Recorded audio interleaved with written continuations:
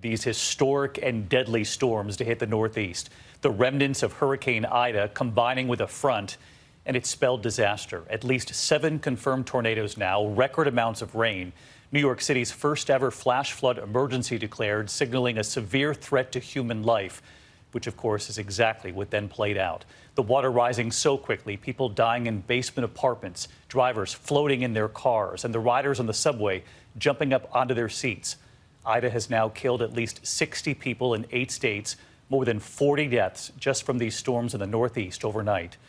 Tonight, the news just in, those 7 confirmed tornadoes now, the ominous sight of this one in Mullica Hill, New Jersey. Catastrophic damage to homes, splintered, ripped apart, destroyed. Children's belongings seen in yards. And massive and deadly flooding, streets in New York City turning to rivers. These images from Queens, cars underwater, drivers leaving their cars as they were being lifted by the water. Some of those who were killed drowning in their own homes, this home in Queens collapsing in the rain. The rain and flooding bringing the New York City subways and suburban trains all to a halt. Some people trapped on those trains. You can see the waterfalls pouring inside. 10 inches of rain in the Philadelphia area, the Schuylkill River rising 10 feet in just 12 hours, nearly submerging the Green Lane Bridge. Cars downtown underwater up to their windshields. And in the suburb of Bridgeport, Pennsylvania, outside Philadelphia, first responders rescuing people from their flooded homes for hours today.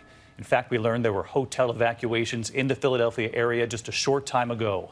We do have it all covered tonight. The leaders across the region acknowledging that these extreme weather events are here to stay.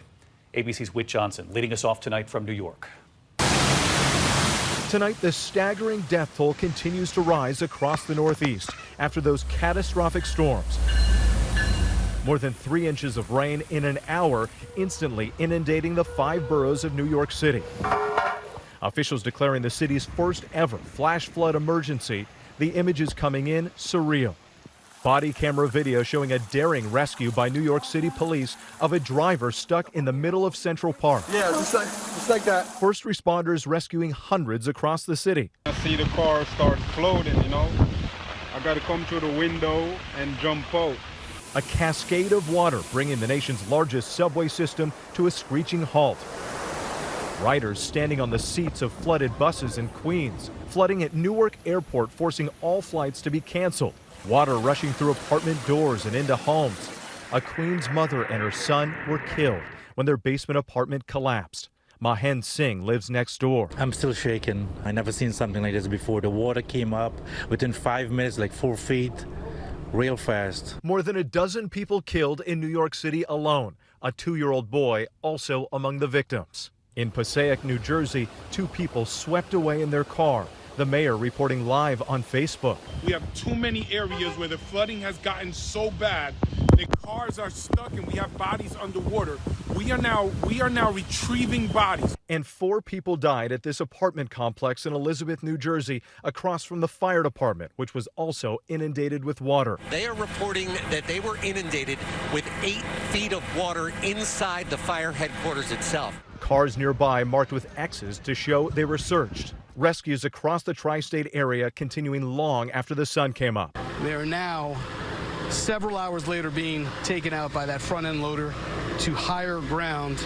The flash floodwaters so powerful and so swift that parked cars in this area were picked up and tossed around like toys. Todd Hoffman of Larchmont, New York, owns that SUV and tried desperately to move it to higher ground before the flood swept it away. I knew, and immediately cracked that door, looked down, and said, "This isn't smart," and get out. So within a matter of seconds, you realized you had to bail. I went 30 feet, and the water rose within those 30 feet. It was terrifying. By noon, the major Deegan Expressway still flooded and littered with cars. Officials warning today that while this has been called a 1 in a 500-year event, extremes like this are likely to become all the more common. Records were broken, but what is fascinating is that the records that they broke were literally set a week before. We are in a whole new world now. Let's be blunt about it. We saw a horrifying storm last night, unlike anything we have seen before. And Whit Johnson with us tonight from Westchester. And Whit, we know there were warnings from officials and the National Weather Service, even our own weather team right here on the air last night, that this was going to be a very dangerous set of storms. And that rare high risk warning issued for flash flooding, the tornado warning in New York City. But we heard from so many people today saying it was still difficult to imagine the power of all this, the power of the water, until you're right in the middle of it. David, the people we spoke with said they heard the warnings, but it was difficult to prepare for something they've never actually witnessed in their lifetimes. By now, we've all seen those incredible images, the water rushing through the New York City subway system. A record amount of rainfall in such a short period of time caught so many off guard. And tonight, as you can see behind me here, the cleanup is just getting underway. David. Whit Johnson leading us off here tonight. Whit, thank you.